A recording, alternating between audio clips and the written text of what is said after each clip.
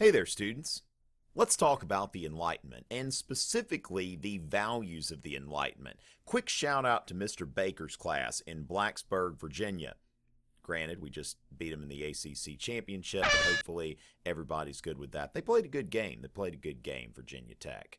And Mr. Baker's given me some good ideas and suggested perhaps maybe focusing on some topical videos that look at more big picture items than details. And I'm going to start off by making just a little talk here about the values of the Enlightenment. And there are 5 values that I've kind of zeroed in on that make the Enlightenment what it is. And the trick to understanding history is really getting the big picture and then putting the details into place within the larger context of the big picture.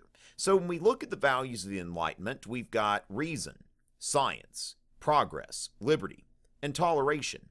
And these 5 values together represent what I'll refer to in this context as worldly thinking or realism.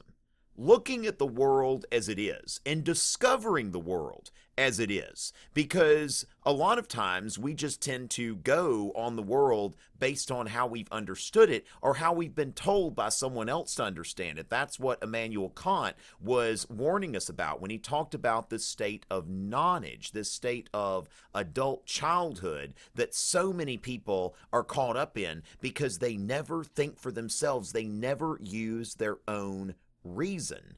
And so a lot of times we have a tendency to use emotion rather than reason and not to investigate things that might change the way we think. Science is an orderly investigation into the known world and the known universe, and it carries a risk that we could find something out that could challenge something. And now, of course, when something is challenged, that is a recipe for progress. And this is really the biggest thing about the Enlightenment, because the Enlightenment is about moving forward. The Enlightenment is about not being satisfied with the way that things are right now, that we can make the world a better place through science and reason. Now, what do we need in order to do this? We need liberty. That liberty is going to be necessary in order to use our rational capacity, in order to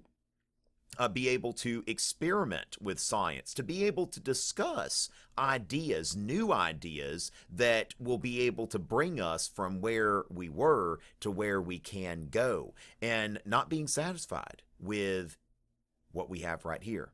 And of course, the other side of liberty is toleration. It's easy to say, oh, I should be able to do whatever I want. But then when it comes to being able to accept what someone else is thinking, or someone else is doing, what someone else is saying, the God that someone else is praying to, that takes a little bit of conviction. And so all of these things together, they are challenging. They're challenging the world around them. And when you think about it, when you plug in any of the philosophes, let's think about Montesquieu, for example, that Montesquieu designed a government based on empirical evidence, based on reason, not based on this idea of the divine right of kings or this idea of hereditary nobility, but a government that works, and a government that is based upon an empirical understanding of human nature. Human beings are selfish. We see that time and time again. All right, now we could talk about the way things should be. Okay, we could think about Plato's Republic or Thomas More's Utopia or something like that. And those things investigate how things should be.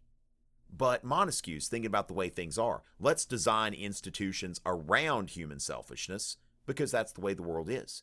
Adam Smith, very similar in his Wealth of Nations, the way things are versus the way things should be. Now, of course, if you think about it, well, the economy should be organized. It makes a lot more sense to look at economics like a team sport, and you have a coach and all of that kind of stuff. Well, the thing is, Adam Smith says, look, human beings are naturally selfish. So let's set up an economic system that takes advantage of that, where everyone is doing their own thing and pursuing their self-interest, and it ends up okay. Invisible hands. See my hands? Now you don't. Now you see them. Now you don't. And so the butcher, he doesn't put meat out there, good meat, because he likes you or anything like that. He puts good meat out there because he wants you to come back. He's got a reputation. He wants to sell stuff. You want to buy it. There's a mutually beneficial exchange. And of course, there's Voltaire, and we need to talk about Voltaire anytime we talk about the Enlightenment. Voltaire, the free thinker, the defender of Newton. Voltaire had to get a woman